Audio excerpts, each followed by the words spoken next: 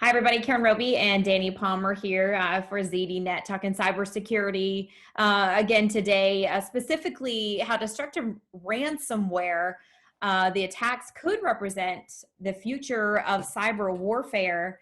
Always a frightening topic, Danny, but certainly one that you write about and know a great deal about. Just kind of explain the type of attack we're talking about, and then what it is that they're after, the criminals specifically.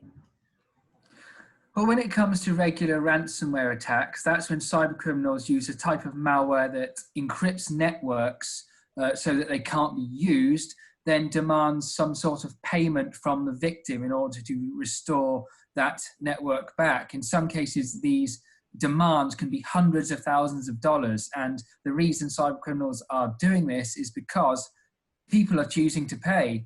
They are pressured to pay up, because if you're a business or a hospital or a city and your network is down, meaning you can't do business or can't provide services, they are going to give in and pay this ransom.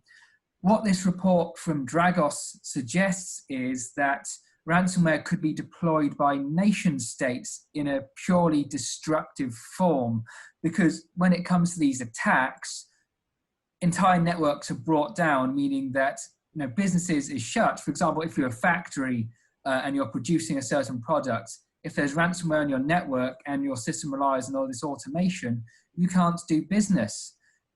There's been cases in the past where nation states have launched destructive cyber attacks against enemies. Things like Stuxnet and Shamoon come to mind, where purely destructive malware with the intention to destroy was set against certain targets. They could do this with ransomware in theory, and the bonus for them would be that because it is ransomware and the types of ransomware being used are the types of ransomware actively deployed by cyber criminals, destructive types like Ryuk or Gaga or ReEvil, it would disguise the fact that this attack has come from a nation state. So an organization would go, oh my God, we've been infected with this malware. But then if there's no ransom notes, no nothing, and it's just the ransomware on the system, there's nothing that organization can really do, because paying a ransom would not fix it, because the attackers have no intention of making money. They just want to set out and destroy things as much as possible and for as long as possible, which if the organization does not have any backups offline, it's going to be for quite a long time. So, before we get to the obvious question that we always end on, Danny, of what organizations need to do and keep in mind, just to reiterate, this is criminals, they're going to great lengths, but again, not because there's a pot of gold in terms of money for them at the end, for a company having to pay ransom. It's simply because they want to cause destruction. Yes, cyber criminals like money. Cyber criminals will try and make money in any way possible. While in this case, the report suggests that nation-state-backed hackers, so aggressive, offensive cyber attackers working on behalf of a nation state, be it directly or arm's length, could be told, hey, go take down this type of infrastructure in this country. And that's all it's going to be for. No pot of money at the end, just for the pure destruction of it. Because, yeah, it can hide their tracks quite easily if it goes the right way for them. Okay, and again, to always the best way that we know to end these things is to pass on that important information again that organizations need to keep in mind, and things that they need to, safety measures put into place.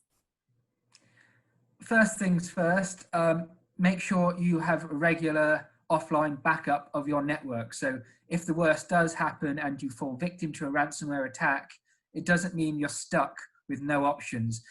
If you've got an offline backup, it might take, depending on how much damage is on the network, it might take a few days, maybe a couple of weeks to restore everything.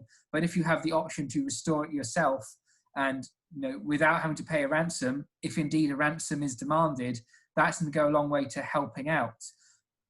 Other things you can do is make sure that your network is patched with the relevant security updates, because in many cases, cyber attackers, be they nation state backed or cyber criminals, use known exploits to conduct attacks.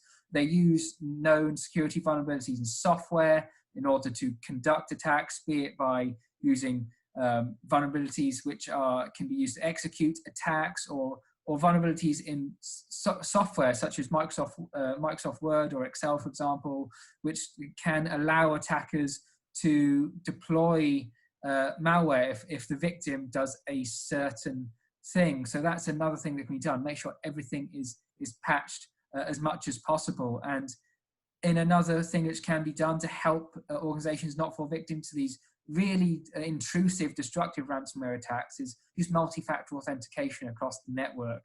Because in some cases, these attacks are successful because cyber criminals can brute force their way past simple passwords.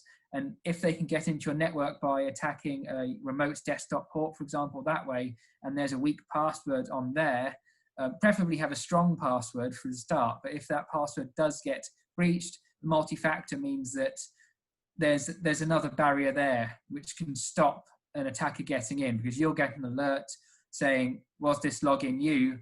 And if it isn't, report that to someone, be it your IT team, your security team, someone in the organization who knows what to do, because that you could stop the attack from happening there and then. So as in many of these cases, just it's basic security measures, patch systems, apply multi-factor authentication, and just be careful what you click, and you can go a long way to stopping ransomware attacks and other forms of cyber attack.